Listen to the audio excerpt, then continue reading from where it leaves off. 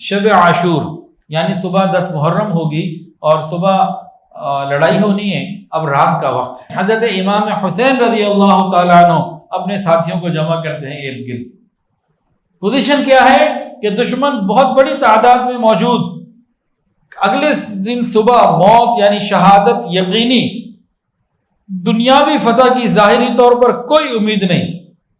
آپ نے ساتھیوں کو جمع کیا ہوا ہے، رات کا وقت ہے، اور شاید کتابوں میں ہے کہ چراغ بھی بجھا دیا، اور پھر اپنے ساتھیوں کو فرمایا کہ دیکھو ان کو صرف میری جان کی فکر ہے، ان کو صرف میری جان چاہیے، دشمن صرف میری جان کا پیاسا ہے۔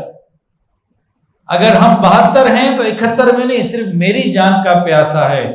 میں حسینی مائنڈ سیٹ والا تمہیں اپنی خوشی سے اجازت دیتا ہوں، اپنے ساتھ عہد وفاداری کے جو تم نے ارادے کیے ہوئے میرے ساتھ بیعت کی ہوئی ہے اس سب کا عہد اٹھانا چاہتا ہوں۔ تم میں سے جو واپس جانا چاہے وہ رات کے اندھیرے میں چلے جائے، تم سب آزاد ہو، جو جانا چاہے چلے۔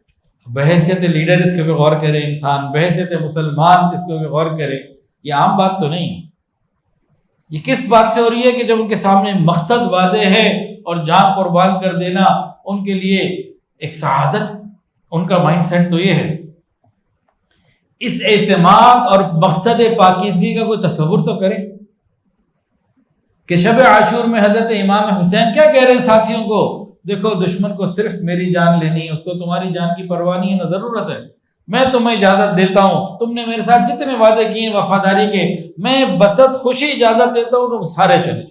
یہ وہ لیڈر ہے جو زبردستی وفاداری نہیں خرید رہا، یہ وہ لیڈر ہے جو وفاداری کی دعوت دے رہا ہے۔ وہ نہیں چاہتے تھے، حسینی مائنڈ سیٹ کے لیڈر کیا ہوتا ہے کہ حضرت حسین نہیں چاہتے تھے کہ کوئی بھی شخص مجبوری میں یا شرمندگی میں یا دوستی کے دباؤ میں یا کسی اور وجہ سے وہ میرے ساتھ کھڑا رہے۔ سب کو اجازت دی، مجھے نہ تمہارا ووٹ چاہیے نہ نوٹ چاہیے، آج کی لینگویج کے حساب سے تم جا سکتے ہو، جاؤ۔ یہ ہوتا ہے لیڈر جس کو اپنے مقصد کی پاکیزگی کے اوپر ایک اعتماد ہوتا ہے، اعلیٰ مقصد کے اعلیٰ اور بلند ہونے کے اوپر ایک یقین ہوتا ہے۔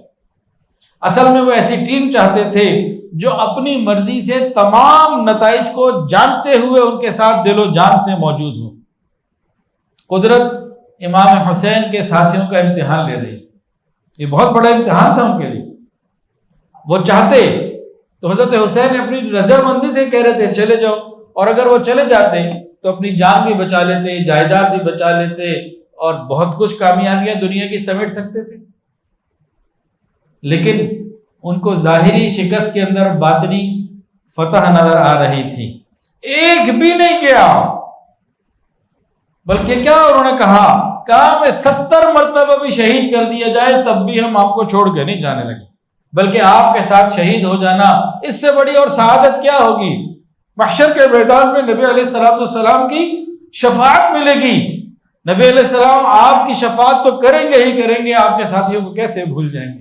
ویڈیو کے نیچے سبسکرائب کے بٹن پہ کلک کریں، بیل کے آئیکن پہ کلک کیجئے تاکہ ہر نئی ویڈیو کی نوٹیفیکیشن آپ کو مل جائے۔